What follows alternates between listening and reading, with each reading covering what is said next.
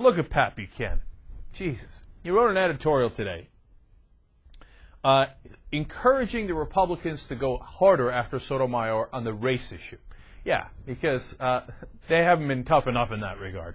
He says, what they must do is expose Sotomayor, as they did not in the case of Ginsburg, as a political activist whose career bespeaks a lifelong resolve to discriminate against white males to the degree necessary to bring about an equality of rewards in society. Now, so let's go to Sotomayor's record to see if she really has a lifelong resolve to discriminate against white males. Well, the funny thing is she's actually been involved in 96 race-related cases.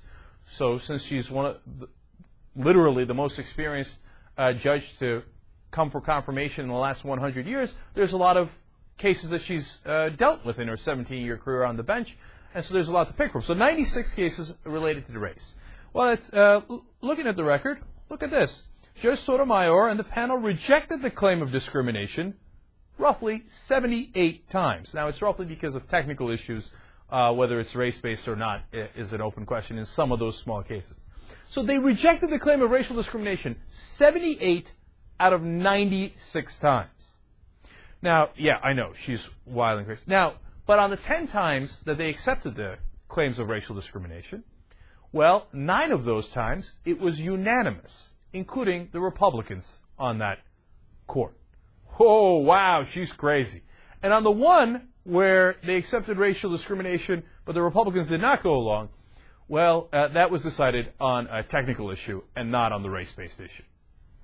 Well, how about the cases where 75 times that they rejected the claims of discrimination, how many times did Sotomayor dissent and say, yes, there was racial discrimination, even though she's in the minority?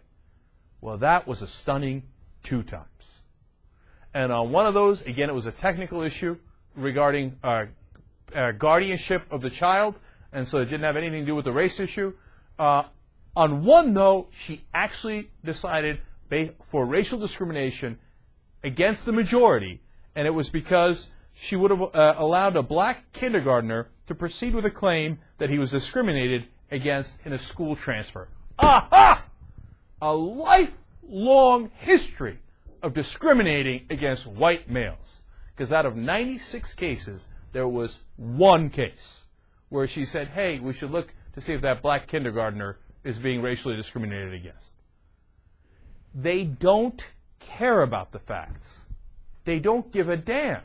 If they don't, you think Pat Buchanan cares how many times she actually discriminated in his mind, let alone the fact that this is not discrimination against white males, to hear that 1 case, right, and to disagree on that 1 case? But even in his mind, it's 1 out of 96, and he calls it a lifelong career of discriminating against white males. He doesn't give a damn. He just wants to make a racial argument. He backs that up by continuing the rest of the editorial to talk about, hey, you know what? We shouldn't care about the Hispanic vote at all. They're a tiny percentage of the country, and since white Americans are 10 times as large as Hispanic Americans, this is in his editorial. He says, gaining 1 point among whites is the equivalent of gaining 10 points among Hispanics. So he says, who cares if you lose the Hispanic vote? He said, John McCain who lost the Hispanic vote, he could have lost it by even more. All he had to do was capture 3 to 5 percentage points more in the white vote, and he could have won that way. So run against the Hispanics, run in favor of the whites, do the simple math, and we can win this thing. Well, you got to give him credit for honesty, because he's just flat out saying, you know what?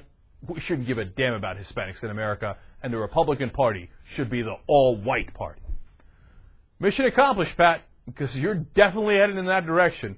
And if you don't want those votes, you're doing a hell of a job of driving them away.